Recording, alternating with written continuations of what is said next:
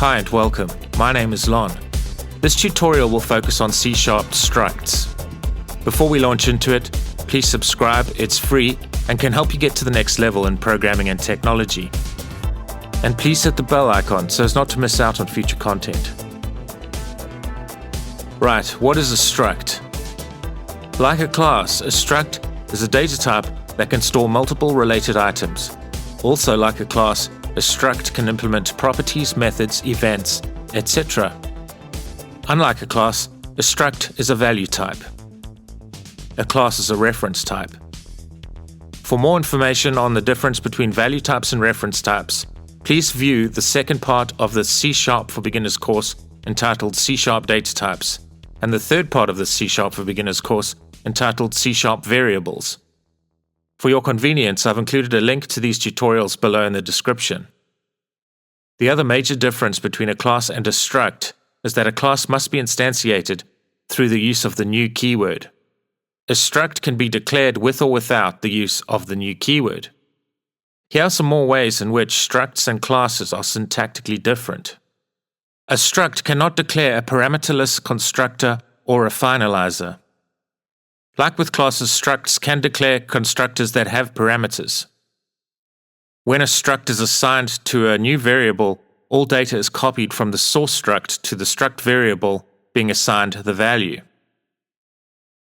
This means that if a variable that has been assigned to the value of a particular struct is modified, these changes will not be reflected in the struct that was assigned to the variable. And we'll see later on that this is important to note, especially when working with collections of value types in C#. A struct cannot inherit from another class or struct. In C#, all structs inherit from the value type class, which inherits from the system.object class. All classes inherit directly from the system.object class, which is the root class for the C# data type hierarchy. A struct variable cannot be assigned a null value unless the variable is declared as a nullable type. Nullable types will be discussed in an upcoming tutorial. So it is important to note that C# built-in value type data types, like for example, byte, int16, int32, int64, boolean, char, decimal, single, and double, are structs used in code to define variables. Remember, C# is considered a strongly typed programming language. Note, however, that in C# version 4, the dynamic keyword was introduced, which meant that variables defined with the dynamic keyword could bypass compile-time data type checking. But in this tutorial, we are concerned with the struct user-defined type. Right, let's look at a code example and create a user-defined struct. A struct is often a better choice than a class for lightweight objects. This is because it can in certain situations be more efficient to use a struct instead of a class, but this all depends on the underlying requirement. If, for example, there was a requirement to store 5,000 rectangle objects in an array, if the rectangles were declared as a class, you would in effect be allocating memory to store the data for each object as well as store a reference to each of these objects. So in this case, a struct would be less expensive. So let's create a struct called circle in square. Let's create 3 value type public fields in the struct. The first field is named radius. This represents the radius of the circle that will be framed by a square. The second field is named inner symbol and will store a char object. This char object will be like a pixel representing each pixel of the circle inside a square frame. The third field will be named outer symbol and will also store a char object. This is also like a pixel but can represent a different character to the inner symbol so that the circle can be distinguished from the square in the overall pattern, thus allowing the circle and square pattern to be rendered to the screen. So because we are obviously very limited in terms of graphics when it comes to a console application, 2 characters are being used to distinguish between the inner circle of the pattern and the outer square frame of the pattern. So the circle and square application will certainly not be the most useful application you'll ever create in your lifetime, but hopefully it will serve to help with the understanding of structs and when structs are more suitable to use than classes. Let's create a parameterized constructor which will accept 3 arguments that will be assigned to their appropriate public fields in our circle and square struct. So I'm going to create a static function named draw, which will accept a variable defined as the circle and square struct as an argument. The details of the code within the draw method are not important, so I'll fast forward the creation of this code. Please feel free to download the code created in this tutorial so that you can study the code in more detail at your own pace. As always, the code can be downloaded from GitHub. Details of the appropriate GitHub repository are below in the description. The code in the draw method will create the circle and square pattern on the console screen. The size and appearance of the circle and square pattern will be affected by the radius, inner symbol, and outer symbol public field values assigned to the appropriate circle and square struct. So let's create code within the main method to prompt the user for a radius, which is of the double data type, and I'll assign a 0 value for the inner symbol field and a 1 character for the outer symbol field.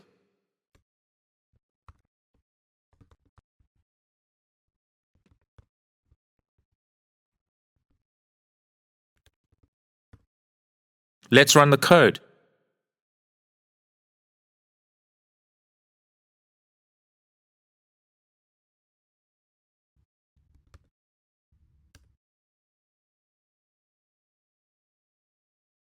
And you can see that the circle and square pattern is rendered to the console screen.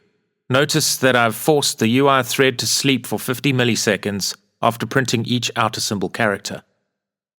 I've used the system.threading.thread.sleep method to create this effect. As well as including a parameterized constructor and public fields, you are also able to include methods, along with properties, events, etc., inside user-defined structs. Let's demonstrate this by including the draw method inside the circle and square struct. And because the draw method is now local to the circle and square struct, we are able to remove the circle and square parameter from the draw method. We can also make the radius, inner symbol, and outer symbol fields private. We must also remove the static keyword, as the draw method will be a member of the circle and square object. In order for the draw method to access the private member variables of the circle and square object, the draw method must not be static. So, in order to run this new version of the circle and square struct, we must assign values to the radius, inner symbol, and outer symbol fields through the circle and square parameterized constructor. Now, before we run the code, I want to point out that all the private member variables must be exclusively set through the parameterized constructor. So, for example, if we remove the outer symbol parameter from the constructor, you can see red squiggly lines under the circle and square constructor name. And the error message states, field program.circle and square must be fully assigned before control is returned to the caller. So it is important to note that in order for calling code to use the struct, all private member variables must be assigned a value, and this can only be done exclusively through a parameterized constructor. Right, let's test the code.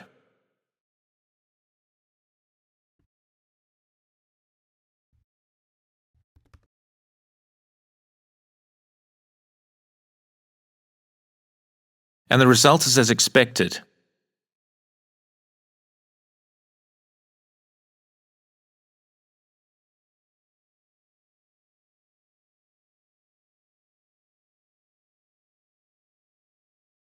So let's change the private fields in the circle and square struct back to public.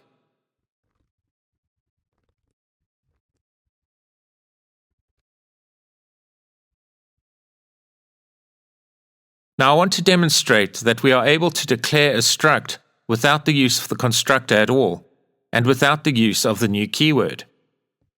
The rule here, however, is that all the public fields must be set before the struct can be used by the calling code.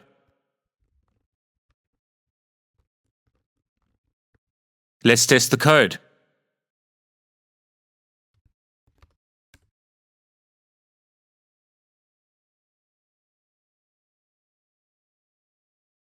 and this is an expected result. You are not able to use a property when using the struct in this way. So let's change the radius field into a public property.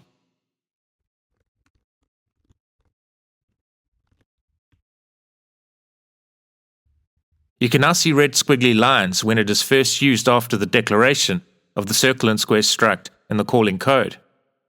And the C# compiler has flagged an error stating use of unassigned local variable circle and square.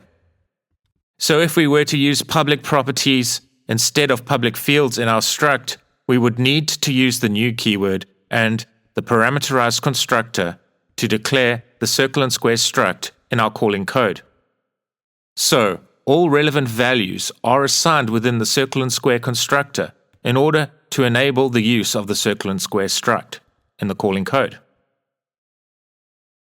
Let's test the code.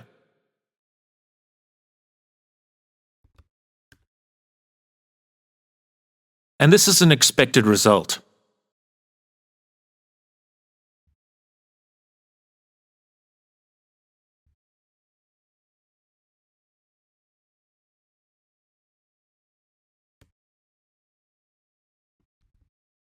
We could in fact declare the circle and square struct without passing any parameters through to the constructor, but let's assign the public members appropriate values. Let's test this.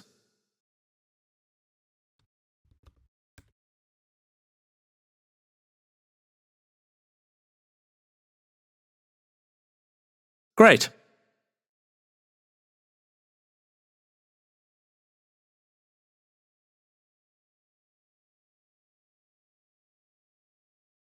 So let's make the radius public property a public field. Let's create another method named writeMemberValues to screen. This method will do as the name suggests and simply write out the public field values to the screen. Okay, the purpose of this method is to show that if we do not assign the public members with values, that the default values will be automatically assigned to these public members. So the radius field will be assigned its default value of 0, which is the default value for the double data type. The inner symbol field will be assigned with a null value character, which is the default value for the char data type. The outer symbol field will also be assigned with the null character value, which as stated is the default value for the char data type. Let's prove this by implementing the writeMemberValues to screen method after declaring the circle and square struct using a parameterless constructor.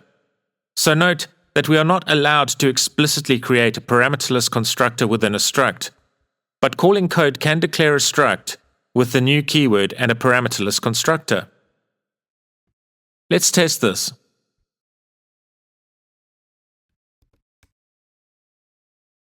And you can see that the radius public field has not explicitly been assigned a value, so the default value of the double data type is written to the screen, which is 0.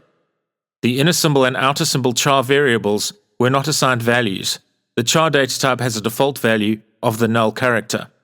So here is a table of default values pertaining to relevant C# data types. This table can be downloaded from GitHub. Please see the details of the appropriate GitHub repository below in the description. Okay, let's make use of the parameterized constructor and pass in appropriate values and test the code.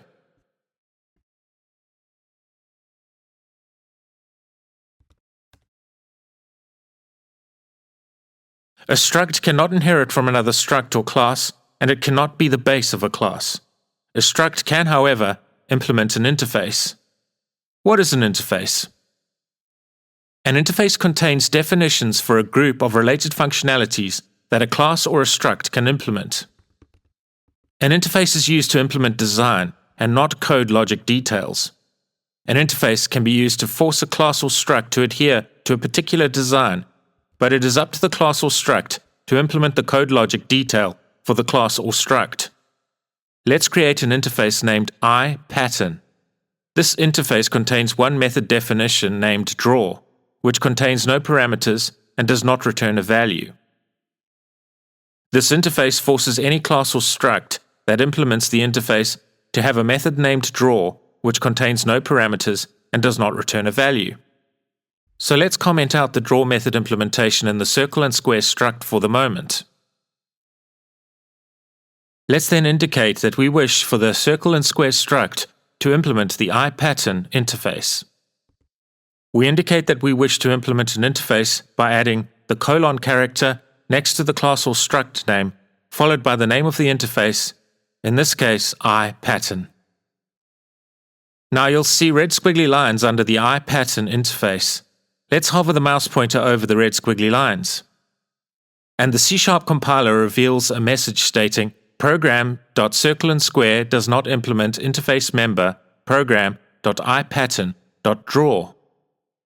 So let's click the Show Potential Fixes link in the pop-up message. And then click Implement Interface. And you'll see that Visual Studio conveniently adds the draw method for us, which by default contains no useful implementation. That task is up to the developer. So we could have added the draw method manually, rather than automatically like we did through Visual Studio. So let's do that.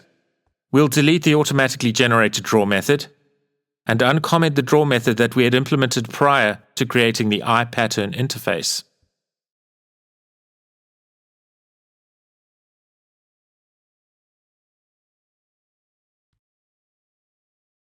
And there are no red squiggly lines, which tells us the C# compiler is okay with this. Implementing an interface is like signing a contract.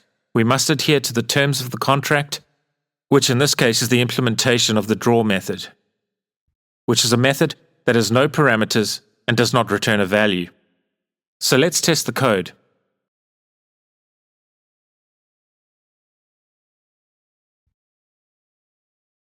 Great.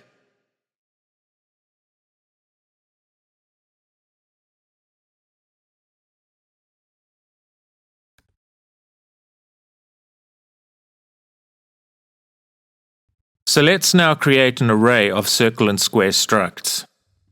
Let's add 3 items to this array. Each item can have a different radius, a different inner symbol and outer symbol, so that when we draw the array items to the screen, they are more distinct. So let's use a for each loop to traverse the items in our circle in squares array.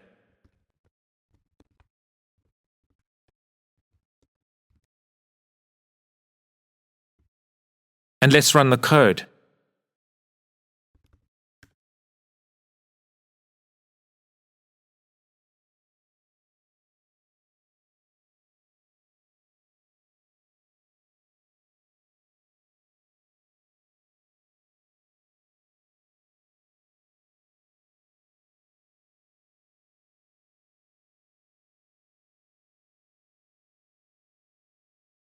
And you can see the 3 circle and square objects are drawn to the console screen, which is an expected result.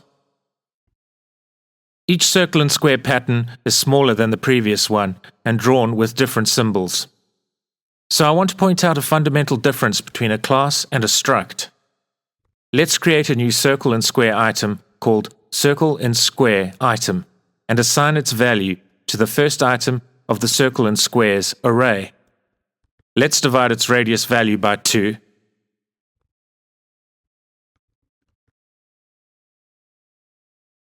Okay, let's run the code. Great.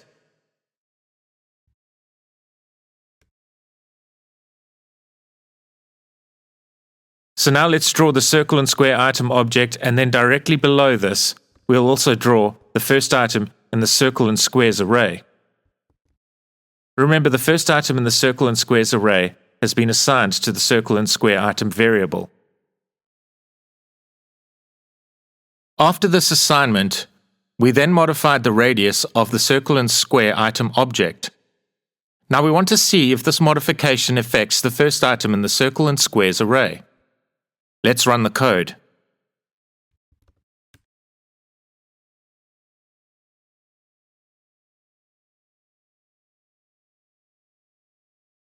And you can clearly see that the modification of the circle and square item object does not affect the first item in the circle and squares array. This proves that a struct is a value type.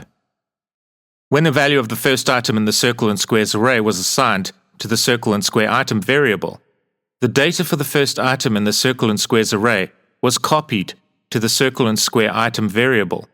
So at this point, the data stored in the circle and square item variable is an exact copy of the data stored in the first item of the circle and squares array. When the data for the circle and square item is modified, i.e. when its radius public field is modified, only the distinct data stored in the circle and square item object is affected. The data stored in the first item of the circle and squares array is not affected by this modification. So now what happens if we changed the circle and squares struct definition into a class definition? So to recap, circle and square as a struct is a value type, and circle and square as a class is a reference type. Now let's run the code.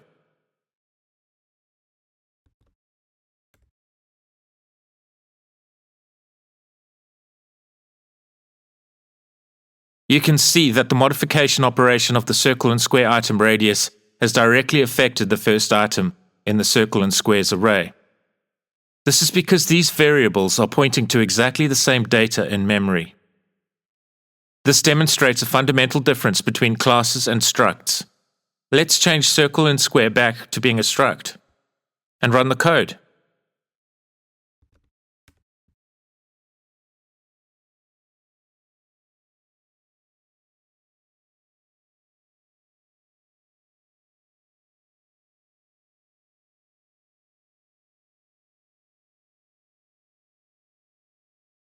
And now the modification of the circle and square item variable has no effect on the first item in the circle and squares array. So for good measure, let's add a fourth item to the circle and squares array, and uncomment the for each loop that traverses the items in the circle and squares array and draws them to the screen. Let's run the code.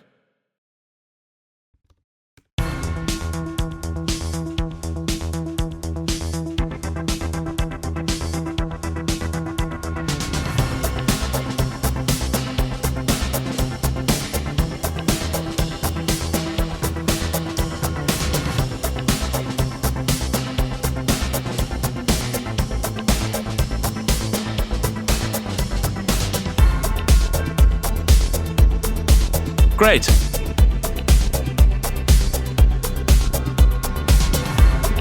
So we have discussed that a struct is like a class, and that it can store multiple related items and can also implement object behaviors through, for example, methods. We have discussed that a fundamental difference between a class and a struct is that a class is a reference type and a struct is a value type. And unlike a class, an object can be instantiated from a struct without the use of the new keyword. We discussed that depending on the requirement, it may be more efficient to use a struct instead of a class to store lightweight objects.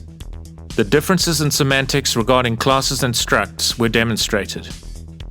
We discussed that unlike a class, a struct cannot be the base for another class or struct, and a struct cannot inherit from another struct or class. The fact that like a class, a struct can implement interfaces was demonstrated. We proved through a demonstration that a struct is a value type and a class is a reference type. Please download the code created in this tutorial from GitHub. As always, the details of the appropriate GitHub repository are included below in the description. If you feel you've gained value from viewing this tutorial, please hit the thumbs up icon. And please subscribe, it's free and can help get you to the next level in programming and technology. If you are already subscribed, please smash the bell icon so you don't miss out on future content, which will be coming soon. Please feel free to engage with me in the comments section. Thank you and take care.